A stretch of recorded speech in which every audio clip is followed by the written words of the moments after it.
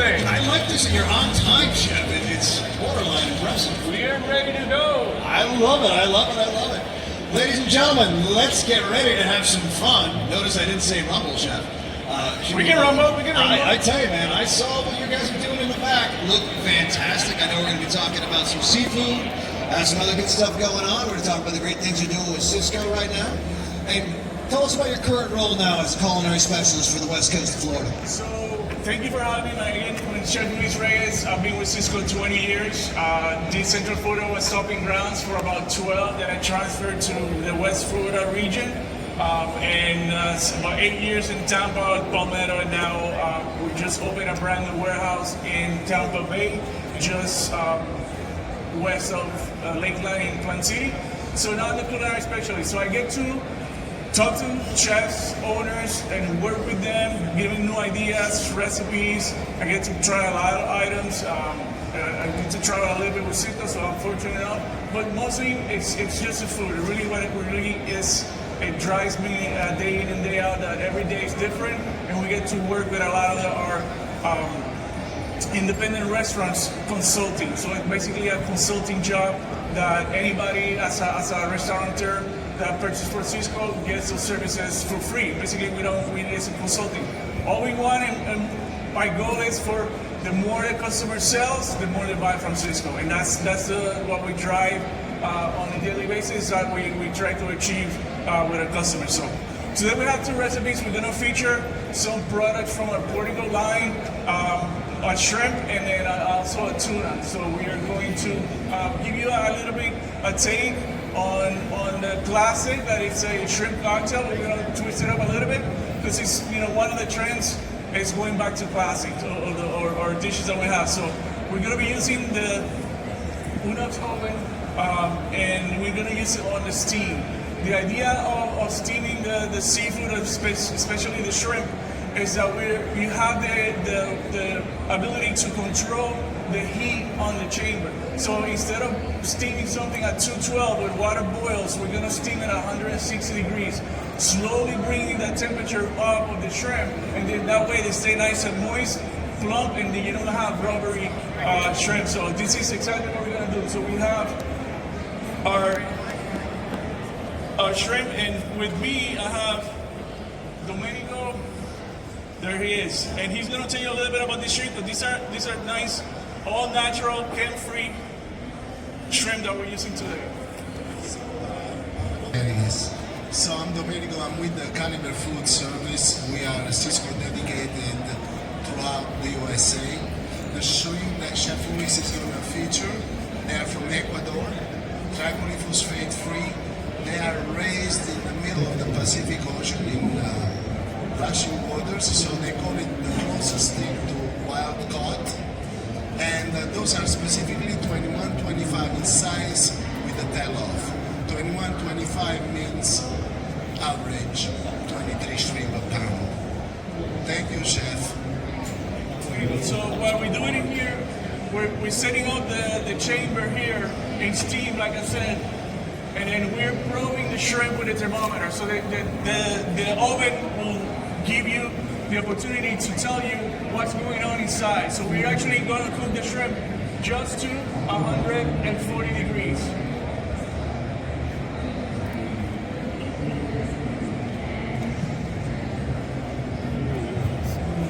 And then when the shrimp are done, they're going to let me know that they're ready. So how we're going to make this a little bit different, we're going to pickle the shrimp, and we're going to do a quick pickle on the shrimp. So we're going to start with the pan hot, and we're going to do our pickling liquid. We're going to start with some anise. We're going to toast the seeds. So we'll get the oils in the seed, aromatics, and get the flavor going. So we have mustard seeds. And this is optional depending on the flavor profile that you want. You can add, these are coriander seeds and a little bit of red pepper flakes. So we're going to quickly toast.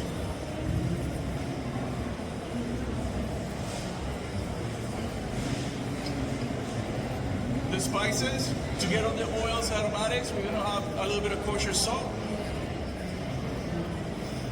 And then for the liquid part, it's a simple syrup. 1 part liquid and 2 parts sugar. So what we're doing is we're using vinegar. This is white vinegar.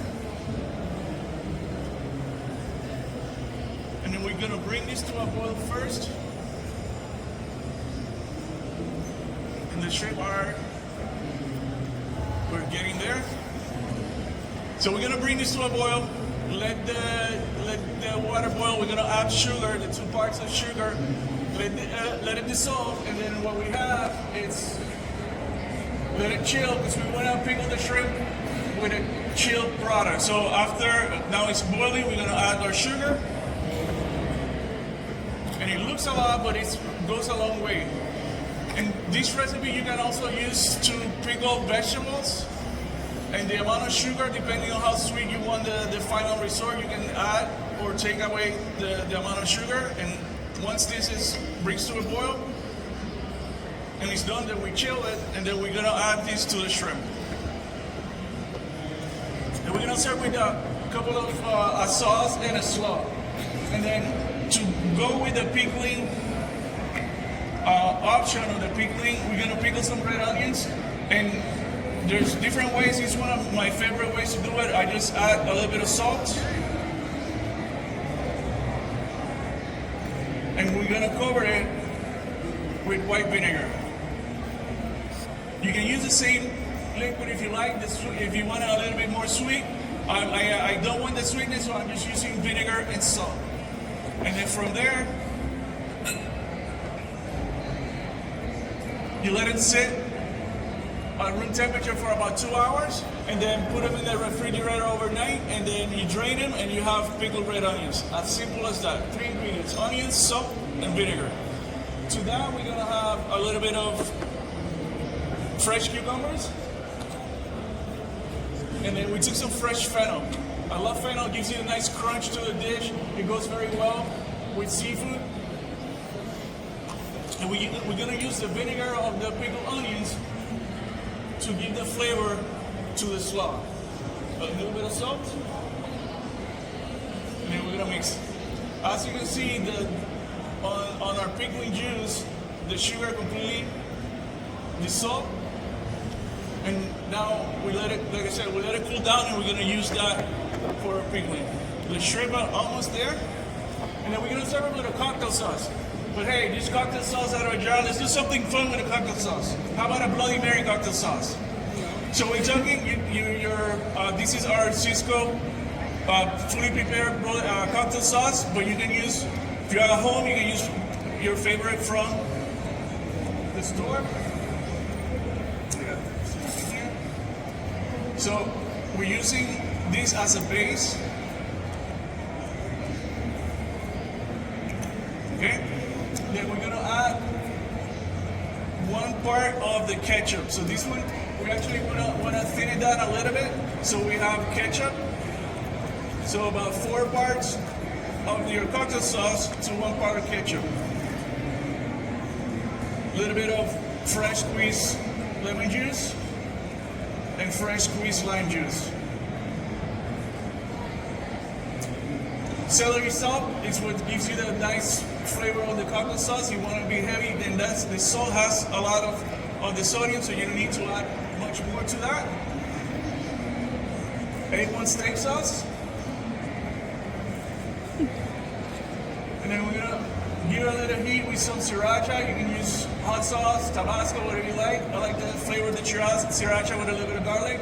So we're adding that to our sauce.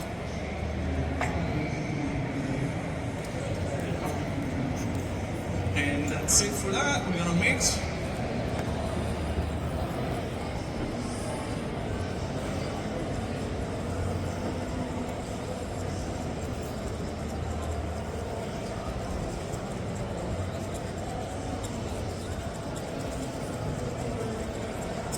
And we have our Bloody Mary cocktail sauce.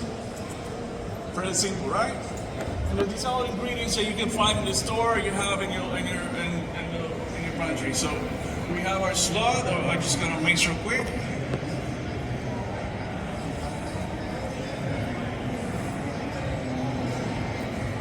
So Domenico, I wanted to ask you about still here? Where are you going? Oh, there you are. are, man, you're too fast.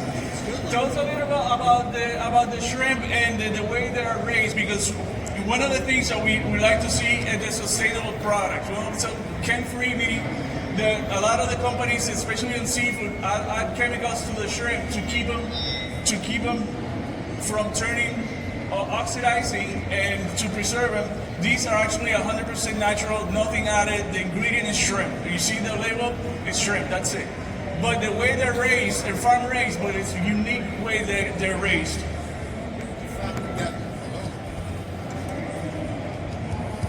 fact, they're hello. Can you hear me? In fact, they're raised in the Pacific Ocean, in open waters, and these tiny nets. So the water is actually rushing in and out. So there's no residuals to the waters. So they're almost swim free. They call it the closest thing to wild caught because of the nature that they are raised. And in some cases, they're even healthier than wild caught. But we have, thank you, we have Cisco inspectors on site. So we are mandated to all restriction that Cisco demands from us.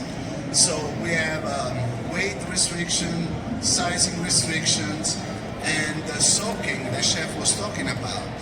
So the soaking is minimal, and it's only to protect the out layer of the shrimp, but no chemicals. And the one we are using now are the 2125 P&D tail off. And chef, did you want me to add something else? No, sounds good. It's really important when we're looking at the ingredients and what we're putting on our plates. The cleanliness of the shrimp and how they are raised, it has to do a lot and where they're coming from. So this one. Now, the idea is, because of the magic of television, this is supposed to be chilled. So you actually want to chill the shrimp. That way we don't have any reverse osmosis putting the liquid. But with our marinade or pickling juice, you want to let them pickle for about 2 hours, as long as overnight. More than that, it'll start turning almost like a ceviche, start turning a little bit on the tough side. But now that we have the shrimp, our sauce, and our slaw, we're ready to plate. And you can always look at different ways to plate when you're looking at presentations. It could be something that you can do as an appetizer. Chef, can I add something really quick? Yeah, absolutely. When you have a shrimp can-free, you want to cook it less than the shrimp treated. Otherwise, you're going to overcook it, and that's the last thing you want to do. We said that water is cheap, so when you have shrimp that has so much chemicals and so much water, you have to get all that water first before they start cooking. With our shrimp, you definitely want to try them first, and don't cook them the same time you would with a regular shrimp. Thank you. So now we're to plate. We can also look at two different ways of plating. We can do as a appetizer or a cocktail.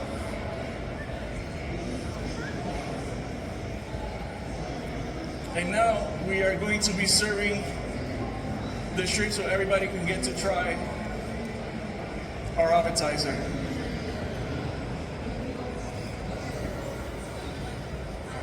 Right, we got these out of the way.